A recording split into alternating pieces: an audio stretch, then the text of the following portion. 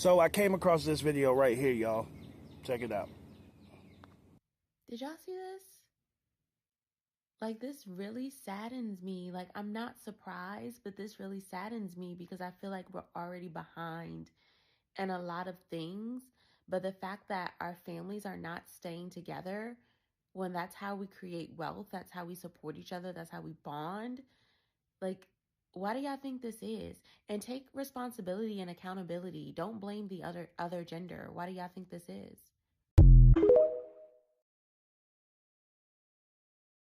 So respectfully, let's start here. Let's start with the last thing you said.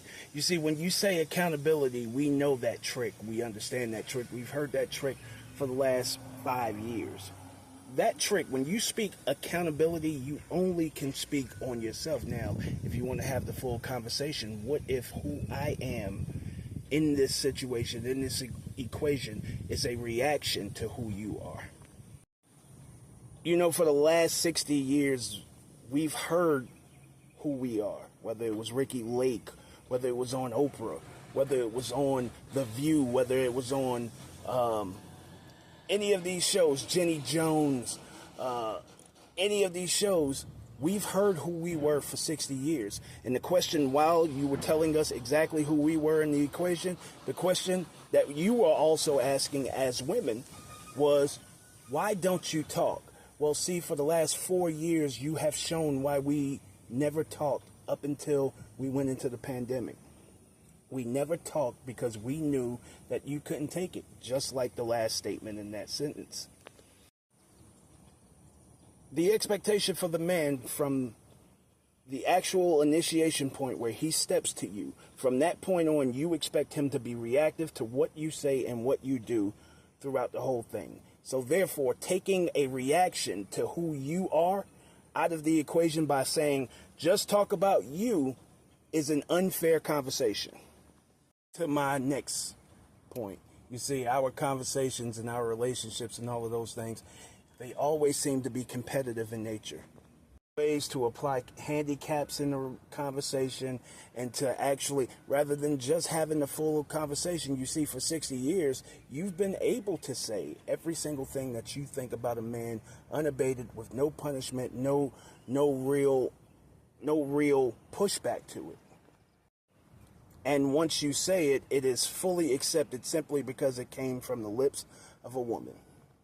However, if you notice anything reasonable that you have applied to men, we have accepted it, and we have now, in the last 4 or 5 years, have now started telling you exactly why we do it. For you to tell us that we're wrong when we say what we see within you. And the fact that we've heard you and listened to you talk and we accept who you are is a courtesy that you as black women do not give us. You see, it's a sad thing to know that not only are we the least married, the least to actually get married, but even when we do it, more by percentage of us get divorced because nobody's ever taught us how to do it. We have a separatist mindset.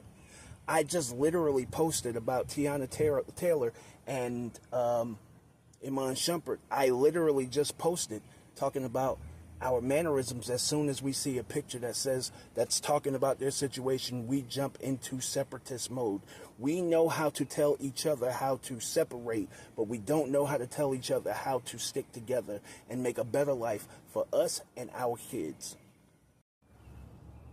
And even more than that, we have a mindset that we only want to listen to negative shit. For instance, people are going to listen to this and have a whole negative thing to say about me and what I'm saying.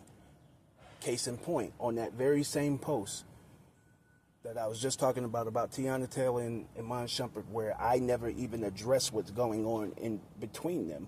But what I simply said was, who are we as a collective? We speak separation into each other, and we're ready to talk about that at all times. The response that was under there that caught my eye nearly immediately, and it's only been up for a few minutes, is, y'all are the new girls. That came from a black woman.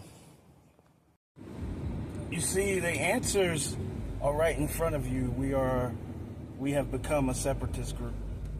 And that's how we prove points to each other, is to separate. And when I say it's right in front of you, for instance, we are a group of people who can look at Simone Biles and Jonathan Owens, and a certain group of us can tell them, as we visually see them appear to be very happy in their relationship, and simply because you don't like the way that he actually feels like he has value for himself, you will tell her to leave her happy situation. We are a group of people who look at a situation like Tiana Taylor and Iman Shumpert and spring right into divorce attorney mode and figure out how to strategize and how to tell people that it's not supposed to be this way and such and this, that, and the third. We are those people. We are those people who actually feed so much into negativity in our relationships and families breaking up, so much so that we are so willing to have that conversation, but never have a conversation about, hey, maybe it's not so bad, maybe you should stay together and make it work. That's who we are. And last but not least, we are easily influenced. We are so easily influenced that we will watch someone do something totally different. We will watch a group of people do something totally different and still allow those very same people, that very same person, to actually encourage us to do something different that we see to be successful amongst them. And the worst part of it is, we are a group of people who don't want to hear about it as long as it applies to us.